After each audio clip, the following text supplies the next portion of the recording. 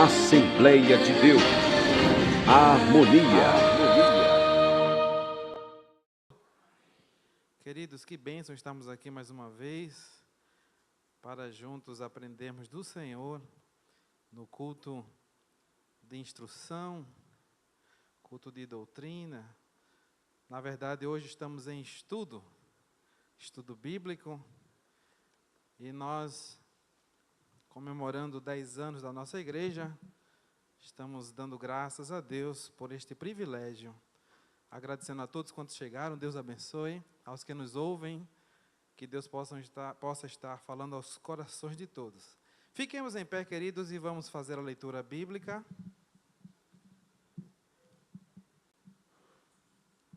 No livro e no capítulo que foi escolhido para o tema geral das festividades de 10 anos, que é Efésios capítulo 4. Nós iremos ler do 15 ao 24.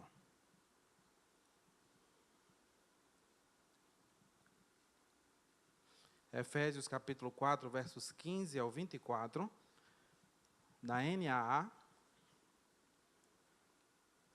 Nova Tradução Almeida, atualizada.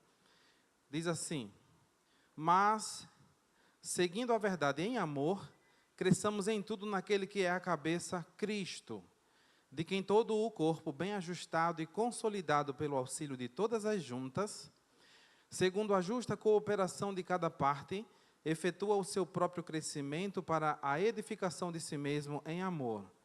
Isto, portanto, digo e no Senhor testifico: não vivam mais como os gentios, que vivem na vaidade dos seus próprios pensamentos, tendo o seu entendimento obscurecido, separados da vida que Deus concede, por causa da ignorância em que vivem, pela dureza do seu coração.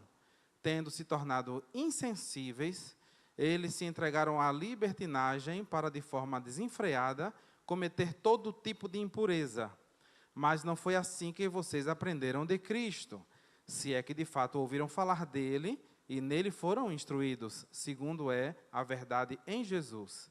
Quanto à maneira antiga de viver, vocês foram instruídos a deixar de lado a velha natureza, que se corrompe segundo desejos enganosos, a se deixar renovar no espírito do entendimento de vocês e a se revestir da nova natureza criada segundo Deus, em justiça e retidão procedentes da verdade. Amém? Podeis tomar assentos, amados? Como dissemos, hoje estamos iniciando uma série de estudos alusivos aos 10 anos de fundação da nossa igreja, Assembleia de Deus Harmonia. E muito felizes por esta caminhada, não é, que Deus tem nos proporcionado. Nós estamos com o tema geral, a igreja, o corpo de Cristo em crescimento. E o tema de hoje que iremos refletir é edificados na unidade e no amor. Então, para iniciarmos, fazendo um panorama geral, sabemos que o livro de Efésios é uma carta que Paulo escreveu quando estava na prisão entre os anos 60 e 62 depois de Cristo, e ele vai focar na unidade do corpo de Cristo e na nova vida que os cristãos devem agora viver. Então, o tema, edificados na unidade, unidade significa estar junto em harmonia. Significa agir com o mesmo propósito, ter o mesmo pensamento em termos de concordância. É sem divisões, sem contendas ou qualquer outro sentimento destrutivo. Isso é unidade. Cada pessoa tendo o seu papel específico, mas todos caminhando com um único objetivo, através da união e do amor em Cristo Jesus. Então, a igreja de Jesus, ela precisa estar fundada exatamente nessas duas bases, edificada nessas duas bases, unidade e amor, que é o tema que iremos estudar hoje, refletindo na palavra do Senhor. Então, esta é uma das cartas da prisão, juntamente com Filipenses, Colossenses e Filemão. E o apóstolo Paulo vai dividir esta carta aos Efésios em duas partes. A primeira, do capítulo 1 ao 3, ele vai falar sobre a doutrina de Cristo. Vai envolver bênçãos espirituais, plano da salvação e a unidade de judeus e gentios, agora formando um novo corpo em Cristo, a igreja. E a segunda parte, dos capítulos 4 ao 6, ele vai focar na aplicação prática disso que ele apresentou nos primeiros capítulos. Então ele vai iniciar este capítulo não apenas como um teórico distante, mas como alguém que escreve acorrentado, aprisionado. E ele vai tendo a consciência de que cada palavra escrita ali pode ser a última que ele escreve. Então ele se apresenta já inicialmente no capítulo 4, no primeiro verso, como sendo o prisioneiro no Senhor, anelando que os irmãos vivam de maneira justa, digna e íntegra do Evangelho de Cristo. Por isso eu, o prisioneiro no Senhor, peço que vocês vivam de maneira digna da vocação a que foram chamados, com toda a humildade e mansidão, com longanimidade, suportando uns aos outros em amor, fazendo tudo para preservar a unidade do Espírito no vínculo da paz. Então, quando ele fala e quando ele se denomina prisioneiro no Senhor, ele está mostrando para a gente que o Evangelho de Jesus não nos promete conforto, mas nos promete uma entrega, ou exige da gente essa entrega total, onde vai haver a renúncia, tomar cada dia a sua cruz e seguir a Cristo. Então, um evangelho que não se prega cruz, é um evangelho que não leva ao céu, é um evangelho terreno, é um evangelho que não tem vida eterna, porque Jesus disse que a gente nesse mundo deveríamos, para segui-lo, negar a nós mesmos, para poder segui-lo e ter o direito à vida eterna por meio da morte de Cristo, o seu sangue que derramou por nós para a nossa salvação. Amém, queridos? Então, quando ele usa a expressão, peço que vocês vivam de maneira digna, no original aqui traz uma ideia de equilíbrio, onde o peso da vida do crente deve corresponder ao peso do seu chamado. É bem interessante isso aqui. Hoje estamos num culto de doutrina, culto para a gente refletir, culto para a gente sair daqui como crentes melhores. Então, se a vocação é celestial, então o modo de viver não deve ser terreno, deve ser também celestial. Tudo o que fizermos tem que agradar a Cristo, tem que estar alinhado a Cristo, à sua palavra, porque há aqueles que receberam a mensagem do Evangelho apenas como mais uma informação para a sua vida, para a sua mente, ou uma sugestão de uma vida religiosa, de uma vida piedosa, mas que, na verdade, não estão seguindo verdadeiramente a Cristo. Existem até mesmo aqueles que foram, na sua infância ou adolescência, criados num lar cristão, mas que, no seu comportamento no mundo, não alteraram em nada, tendo prioridades e valores distorcidos da palavra de Deus. Porque conviver no meio do povo cristão não significa dizer que você está salvo. Viver um tempo dentro da igreja, ter anos de crente, não significa dizer que você está salvo. Participar de cultos, da liturgia, andar com a Bíblia, ser filho de crente, saber versículos decorados ou doutrinas bíblicas, nada disso leva o homem ao céu. Quem leva ao céu é decidir, você decidir entregar sua vida a Cristo, aceitando como seu único e suficiente Salvador e andar nos passos de Jesus. Isto é o que traz salvação.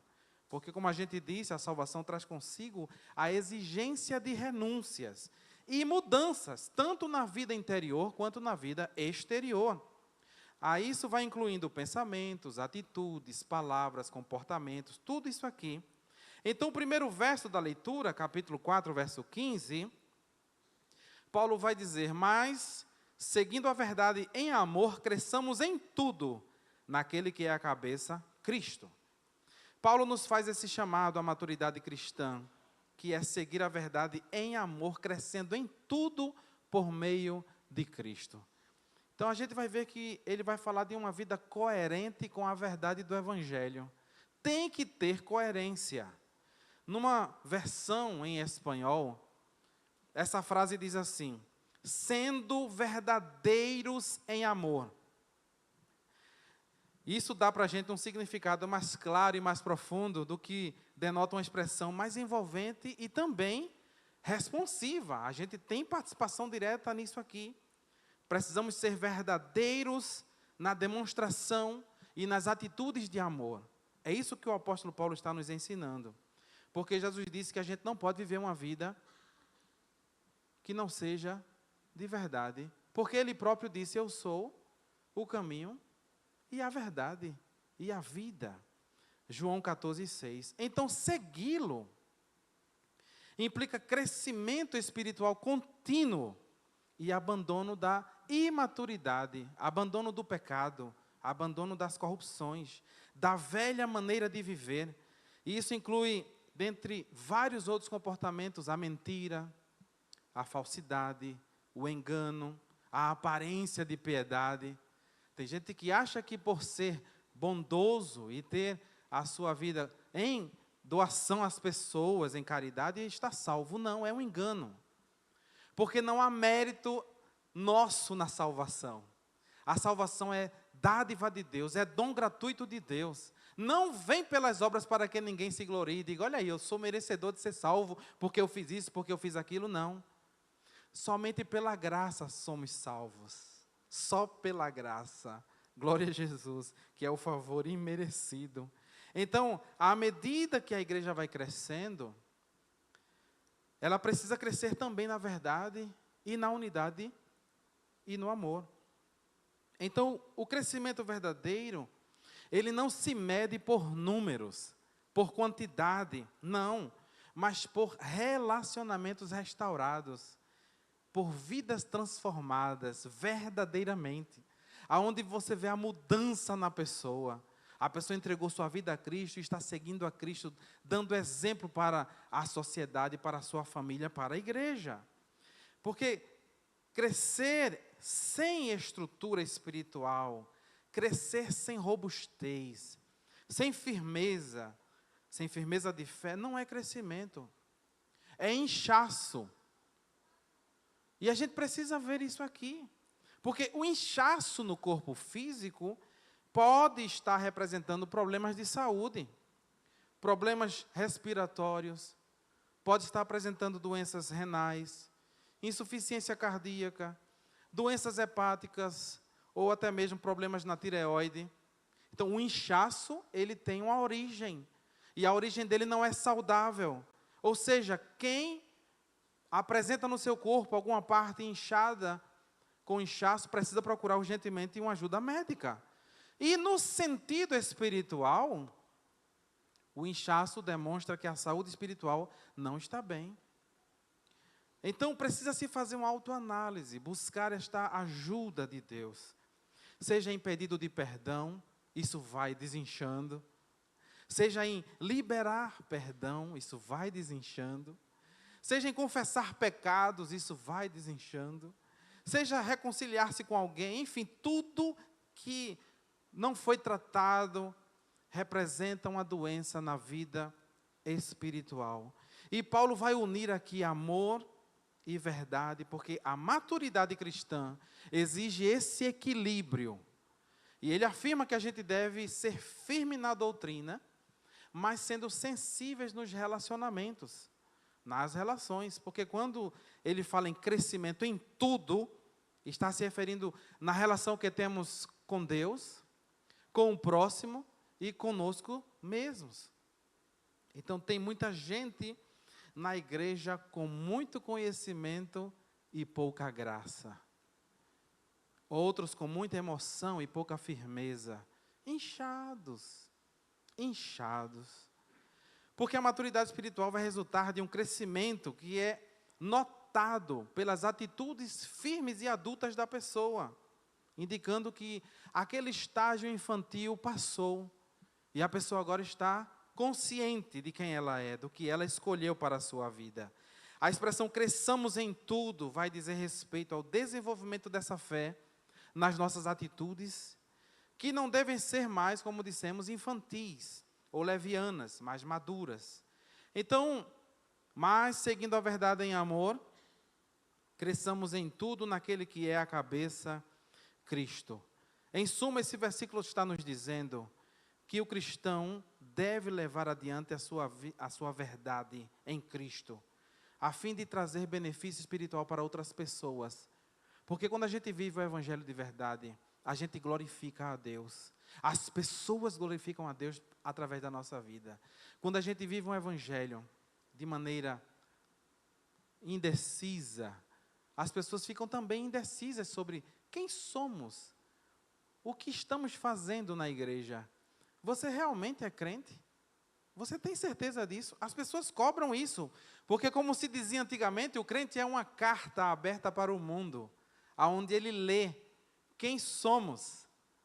E eles estão aí para fazer o julgamento. Então, a gente vai perceber que quando a gente beneficia as outras pessoas com nossas atitudes, a gente vai cativando essas pessoas para Cristo. Porque não nos tornamos escândalo, motivo de escândalo. É a grande questão. Porque todas as nossas ações devem ser feitas em verdade e em amor, com compaixão, com o sentimento de Cristo. Mas o que a gente tem visto, infelizmente, nesses dias, é que muita gente perdeu o dom de amar verdadeiramente. Com isso, deixaram de ser verdadeiros em amor. Ou seja, aquele amor que cuida, aquele amor que compreende, que abraça, que acolhe, aquele amor que tem a atenção com o seu próximo. Muitas vezes a gente vê desaparecer em algumas pessoas, muitos que se dizem cristãos. Na prática, isso é demonstrado na forma em que muita gente, abandonando a fé, vai ter a justificativa de que foram provocados em feridas pelos próprios irmãos. Então, tem muita gente vivendo uma fé fingida. Ainda bem que Jesus nos alertou disso. Olha, vai ter entre vocês, e vocês vão ter que aprender essas coisas. A gente vai falar sobre isso. Precisamos viver uma fé não fingida. E aí, através principalmente das nossas atitudes, porque Jesus disse, olha, eu vou pegar os 10 mandamentos e vou resumi-los em 2. Ame a Deus acima de todas as coisas e ame ao seu próximo, como você ama você mesmo. Então, a exigência do céu, a exigência de Jesus para a nossa vida, é que a gente deve amar, cuidar, abraçar, acolher aqueles que vêm para Cristo. Amém, amados? 1 João 4, 20 e 21 diz assim, 1 João 4, versos 20 e 21. Se alguém disser, amo a Deus, mas odiar o seu irmão, esse é mentiroso. Pois quem ama o seu irmão a quem vê, não pode amar a Deus a quem não vê. E o mandamento que dele temos é este, quem ama a Deus, que ame também o seu irmão. É uma ordem isso aqui, e é uma questão lógica. E aí, amados, por vezes eu fico pensando sobre como é que fica o coração de Jesus ao ver essas coisas acontecendo no meio da igreja. Hoje é culto para crente. E a gente precisa pensar sobre como estamos tendo a nossa vida de crente. Logo Jesus que morreu pelos nossos pecados, pelos pecadores imperfeitos, como eu e você. De repente a gente se depara com alguém dentro do rebanho de Cristo, que muitas vezes seus comportamentos mais afugentam do que acolhem as pessoas. Parece que o desejo delas está mais em interesse que a pessoa vá embora do que fique. Muita gente com esse comportamento não é a igreja de Cristo. São pessoas que estão infiltradas, camufladas dentro da igreja. A gente vê isso com muita seriedade. E aí, como é que isso se dá? Através de desprezo, de arrogância, através da ganância, da competição, de disputa, de calúnias, difamação, inveja, todas aquelas obras da carne citadas lá em Gálatas 5. E aí, matando na unha, meu Deus, como isso é triste. Eu fico pensando em Jesus. Jesus olhando para essas coisas, e talvez dizendo: Pai, me mande logo buscar a igreja, porque, como a Bíblia diz, como Ele próprio disse, se os dias finais não forem abreviados, nenhuma alma se salvará. Foi o que Jesus falou. E aí ficam grupinhos divididos dentro da igreja, pessoas que estão ali para promover dissensão. Você vai ver isso lá em 1 Coríntios, capítulo 1, versículos 11 ao 13. Paulo escrevendo aos irmãos ali, dizendo: meus irmãos, eu fui informado a respeito de vocês por alguns membros da casa de Cloe, 1 Coríntios 1, 11 a 13, de que há brigas entre vocês. Refiro-me ao fato de cada um de vocês dizer: eu sou de Paulo, eu sou de Apolo, eu sou de Cefas, eu sou de Cristo. Será que Cristo está dividido? Ele faz a pergunta. Será que Paulo foi crucificado por vocês, ou será que vocês foram batizados em nome de Paulo? Essas são atitudes que demonstram infantilidade. Mas o tema da gente é edificados na unidade e no amor. A gente precisa reavaliar. A gente precisa. Se a gente vir para a igreja somente para escutar o que a gente quer, irmão, a gente não amadurece. Se a gente não tiver choques de realidade espiritual, a gente não cresce. E muita gente está dentro de igreja sendo enganados, porque acha que dá para conciliar mundo e céu, mundo e santidade, vida de difamação, de prostituição, de obras da carne, com vida de santidade, e não dá. A Bíblia diz que sem a santificação ninguém verá a Deus, ninguém entrará no céu. Diga amém. 1 Coríntios 3 e 3, ele diz assim: porque se há ciúmes e briga entre vocês, será que isso não mostra que vocês estão sendo carnais e andando segundo os padrões do mundo, humanos? Então veja que Cristo deve ser o centro da edificação da sua igreja, que é o seu próprio corpo, o corpo de Cristo. Portanto, o crescimento da igreja é um crescimento espiritual, que tem como condutor o próprio Cristo, que é a cabeça, que comanda a vida do crente. Então, sem Cristo, João 15, 5, eu sou a videira, vocês são os ramos, quem permanece em mim e eu nele, esse dá muito fruto, porque sem mim vocês não podem fazer nada. 15 e 5 de João. Sem mim nada podeis fazer, foi o que Jesus disse. Versículo 15 da leitura: mas seguindo a verdade em amor, cresçamos em tudo naquele que é a cabeça. Quando o foco sai de Cristo, o corpo adoece. Porque muitas vezes a gente deixa Cristo fora da nossa vida. Como é que um corpo pode sobreviver sem a cabeça? Meu Deus, não tem como isso. E às vezes Cristo está fora da nossa vida conjugal. Cristo está fora da nossa vida em família. Por vezes, Cristo está fora da nossa programação de receitas e despesas do que temos. Achamos que podemos viver sem o auxílio de Cristo, mas Ele disse: vocês não conseguirão nada sem mim. Precisam de mim. Às vezes a gente tira Jesus das primícias da nossa vida, que são nossos dízimos e ofertas generosas para a obra do Senhor, achando que a gente pode ser o nosso próprio condutor da vida. Não, sem nenhum tipo de reconhecimento. Isso vai se agravando quando a gente vive dessa maneira, porque isso vai crescendo e atingindo outros patamares, outros ambientes, e aí chega a vez do culto, que a gente vem para a igreja, o culto já deve começar em casa, a gente sai de casa sem chamar Jesus. Chega na igreja, Jesus continua de fora, sem ser convidado. É o corpo sem a cabeça. Aí eu insisto nisso muitas vezes, em dizer, porque a gente precisa colocar Jesus em primeiro lugar, amados. A gente precisa incluí-lo em nossos cultos. Apocalipse 3:20, ele estava falando para uma igreja: eu estou lá batendo para entrar no culto de vocês, e vocês não estão deixando.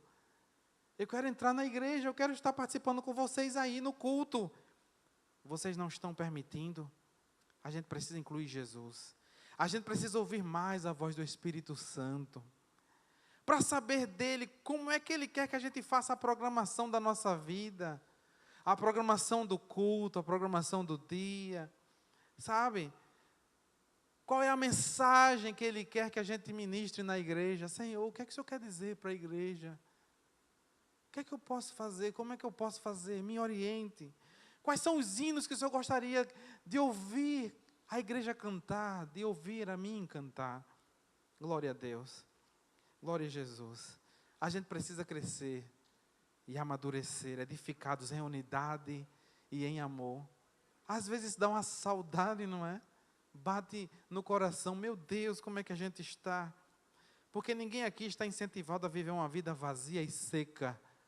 Todos os dias que você vem à igreja, você está na oportunidade, com a oportunidade de sentir a Cristo, de ouvir a Cristo, de permitir, porque o seu culto é o seu culto.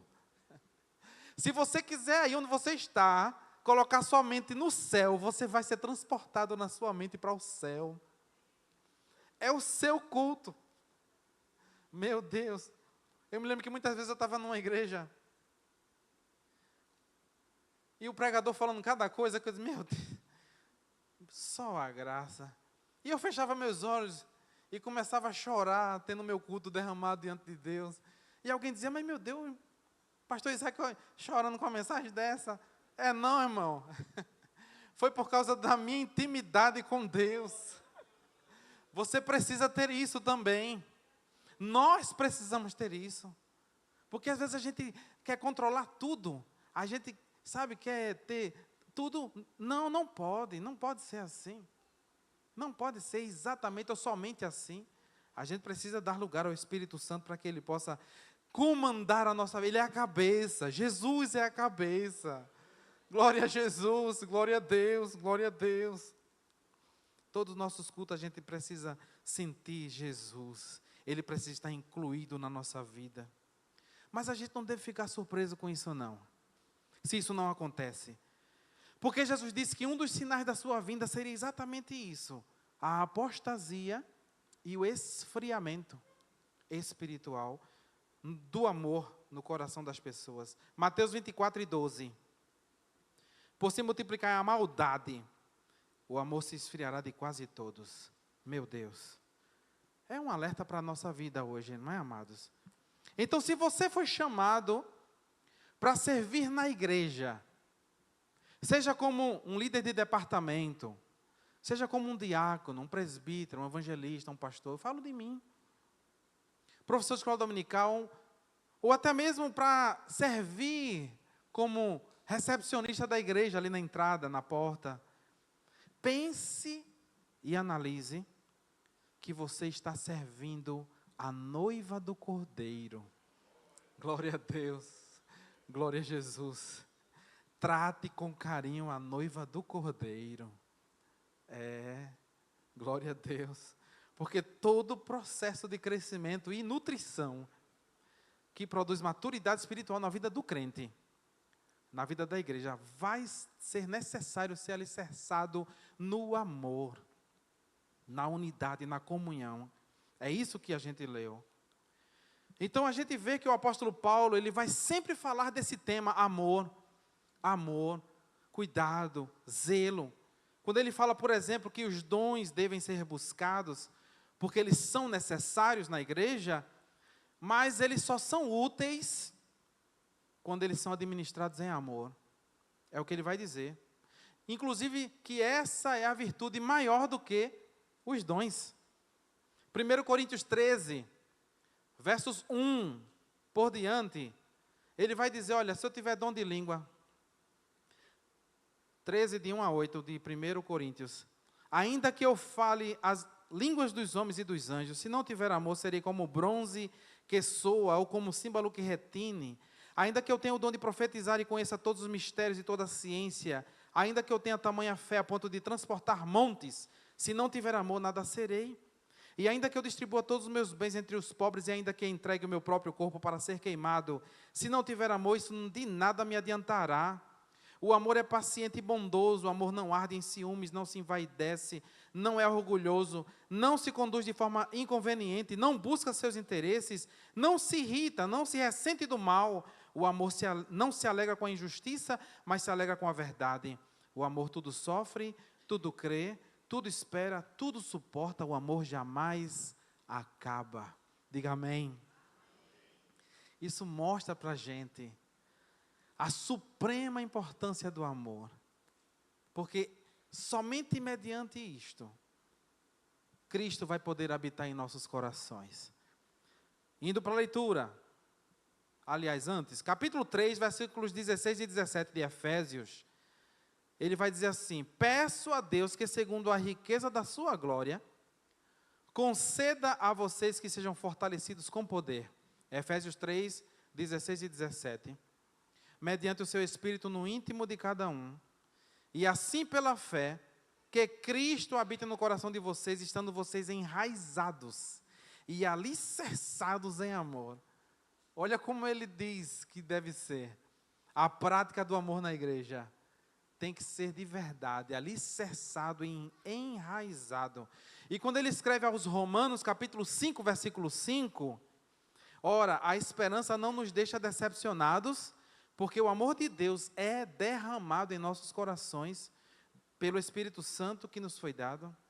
Então, é nesse amor, amados, que a gente chega a conhecer a pessoa de Cristo, mediante a iluminação do Espírito Santo. Naquele momento que a gente ouviu a pregação do Evangelho, creu e recebeu a Cristo como Salvador. Amém, amados?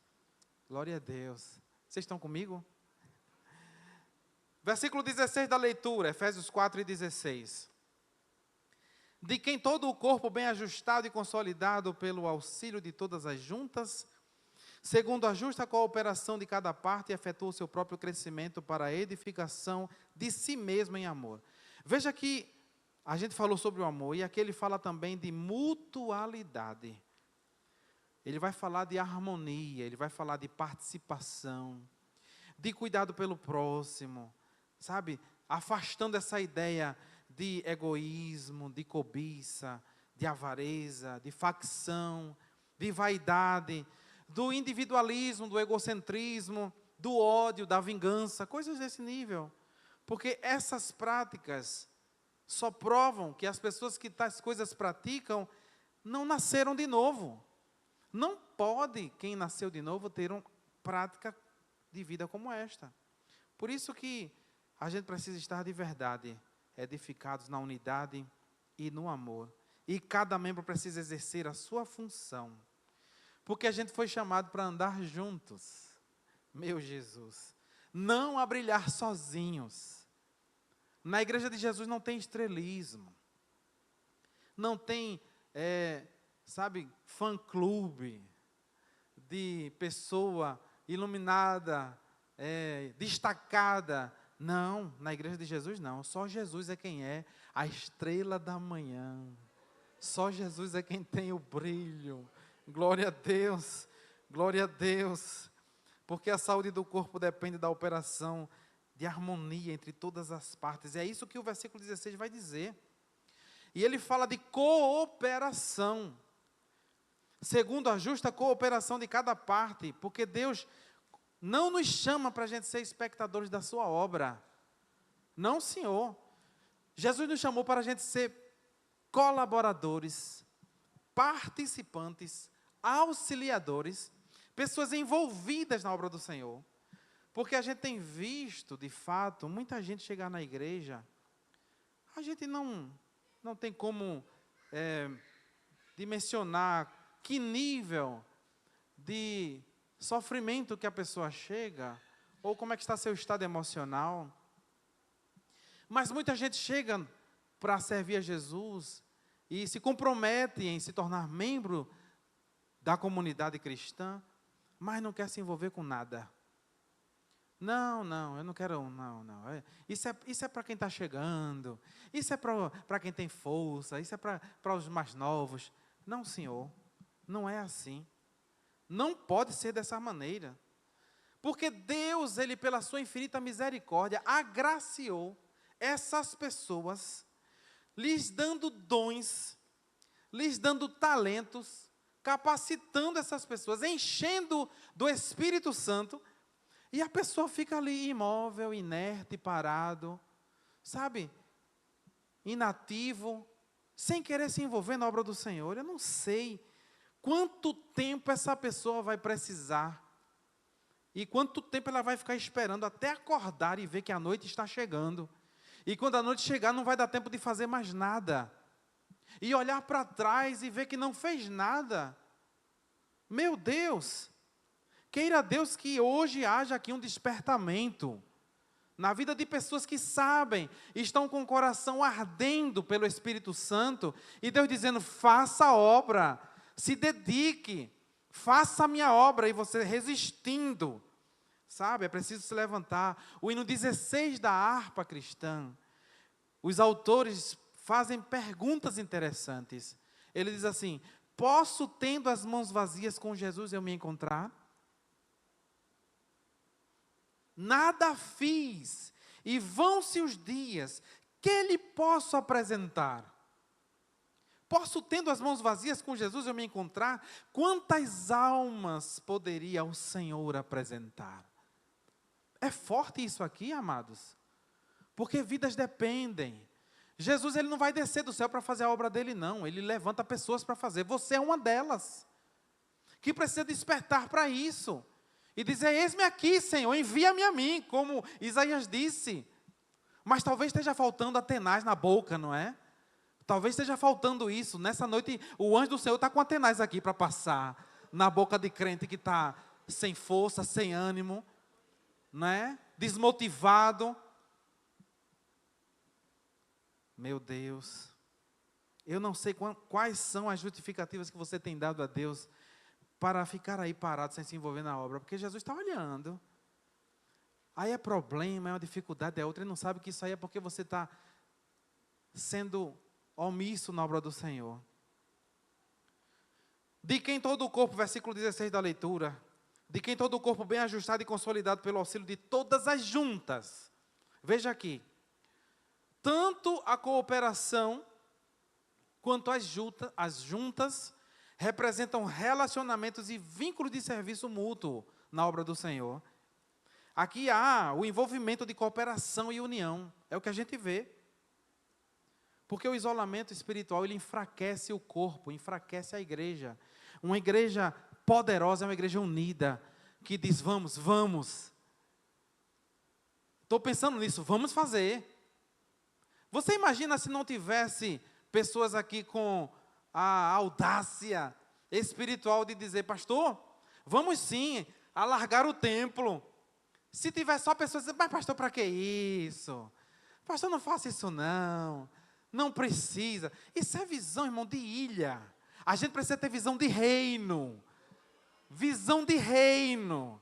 De ganhar pessoas para Cristo. Meu Deus. Edificados na unidade e no amor. É o tema da gente. Por isso que estamos falando essas coisas. Eu orei a Deus, Senhor, o que é que eu vou dizer? Jesus foi me direcionando. Meu Deus, isso aqui é forte, Jesus. Isso aqui é muito forte. Porque tem muitos membros desconectados. Pessoas que somente consomem cultos, mas não servem e não se envolvem, não congregam. Estão distantes. Muita gente com seus dons e talentos enterrados. Muitas vezes por causa até mesmo de ressentimentos, de traumas, marcas. E a gente não minimiza isso, amados. A gente sabe que isso é verdade. São marcas da caminhada. Mas até mesmo a perda de um ente querido, quando a gente sofre o luto, isso precisa ter um tempo. Precisa ter um basta nisso, porque se isso se estender muito, se torna luto patológico. É essa a questão. E às vezes a pessoa vem para a igreja, passa 1 ano, 2 anos, 3 anos. Não, ainda estou ferido. Meu querido, vá se cuidar. Procure ajuda. Não, eu não quero me envolver ainda não, porque quando eu me lembro. Meu Deus. Busque mais a Cristo. Tem muita gente com a vida espiritual patologicamente adoecida. Diga misericórdia. Tem que dizer mesmo, irmão, para isso afastar da gente. 1 Coríntios 12, versículos 25 e 26. 12, 25 e 26, 1 Coríntios. Para que não haja divisão no corpo, mas para que os membros cooperem com igual cuidado em favor um dos outros. De maneira que, se um membro sofre, todos sofrem com ele. Mas, aí vem a questão, né? Se um deles é honrado, todos os outros vão se alegrar com ele. Diga amém. Glória a Jesus. Então, nessa noite é uma noite para a gente refletir. Sabe, foi um tema que foi Deus quem direcionou. É a igreja crescendo, mas tem que ter base, porque não pode crescer de qualquer jeito, não. Nem só com números, não. A igreja tem número. Não, meu filho, tem que ter estrutura de fé. Estrutura, enraizado, firmado, é isso que precisa. Vem as intempéries da vida, você está lá inabalável, como um monte de Sião, que não se abala, mas permanece para sempre. Glória a Deus, glória a Deus, glória a Deus, deixar essa fraqueza, né?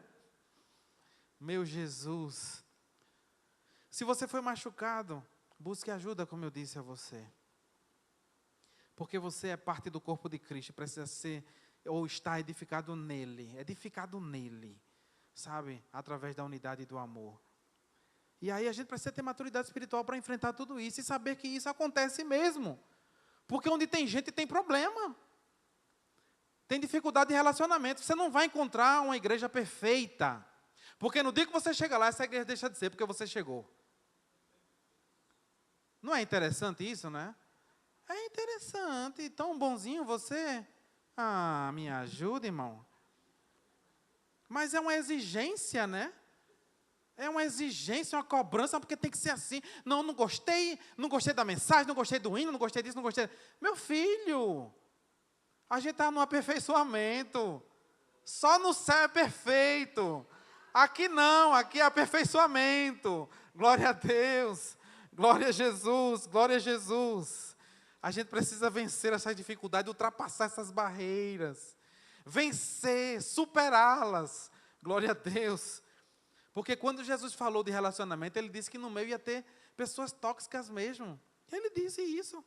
Pessoas prejudiciais, pessoas difíceis. Ele disse que a gente teria no meio da igreja joio e trigo. Mateus 13, versículo 24.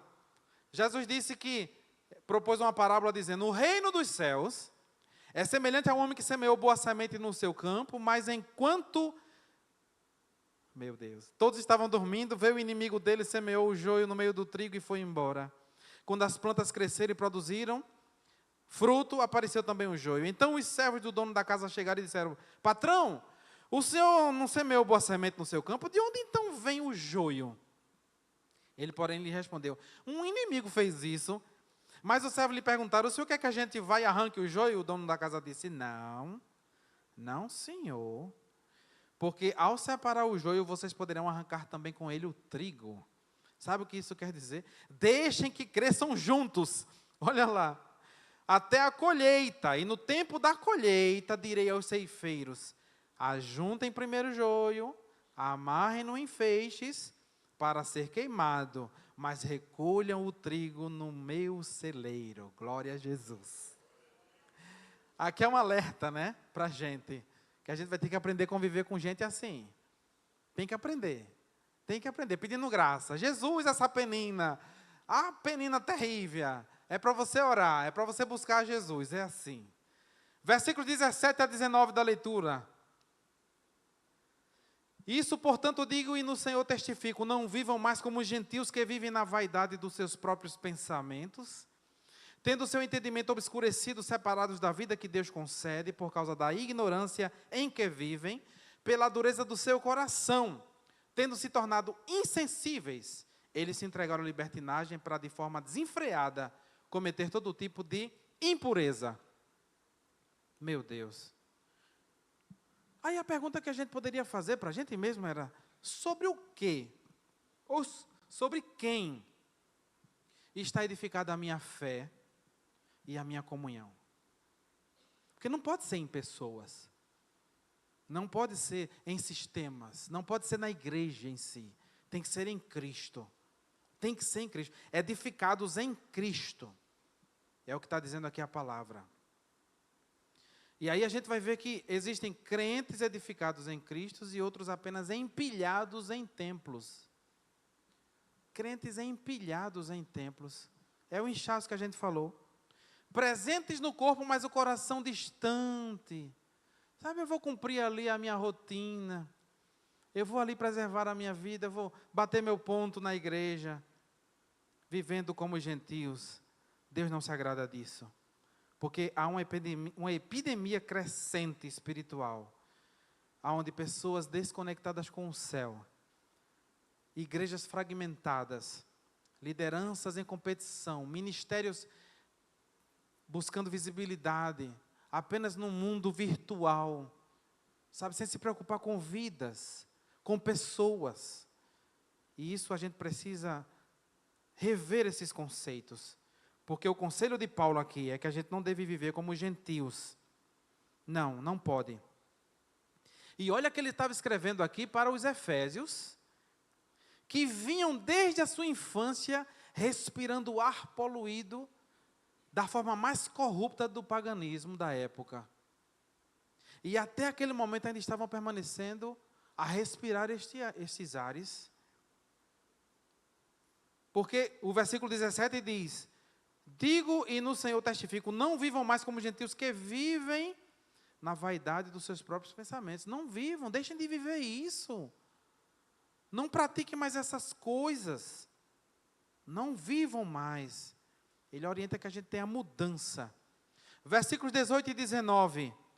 Tendo o seu entendimento obscurecido, separado da vida que Deus concede, por causa da ignorância em que vivem, por causa da dureza do coração. Então, a gente vê hoje o obscurecimento, a insensibilidade no meio da igreja de Jesus, que pode ser representado por muitas coisas. Muitas coisas. Crentes que se isolam do corpo, sabe, achando que não precisa de comunhão. Não, não preciso estar todo dia na igreja. Eu não sou barata de igreja para estar na igreja todo dia. Meu filho, você precisa congregar, é o que a Bíblia diz, congregue. Não deixando a congregação, como é costume de alguns, é o que a Bíblia diz. E aí vai se envenenando e adoecendo o corpo. Meu Deus. Aí, sem unidade e sem amor, vai surgindo com frequência a indiferença, né, da dor dos outros, dores dos outros.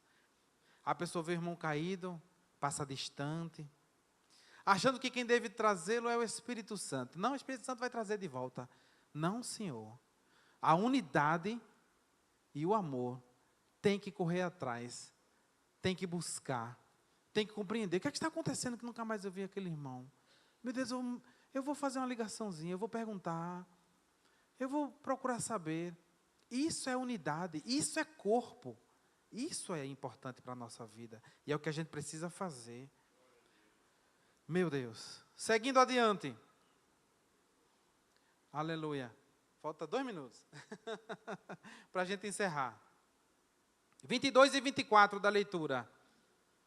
Quanto à maneira antiga de viver, vocês foram instruídos a deixar de lado essa velha natureza, meu Deus, que se corrompe segundo os desejos enganosos, a se deixar renovar no espírito do entendimento de vocês. Isso aqui é autoexplicativo, amados.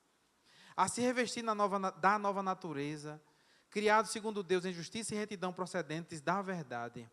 Então veja esse contraste que ele traz entre esses dois homens, o homem novo e o homem velho. O homem velho se corrompe, o novo é criado segundo Deus. O homem velho era controlado, dominado por suas paixões. Ou esse homem novo agora é controlado pela justiça e pela santidade.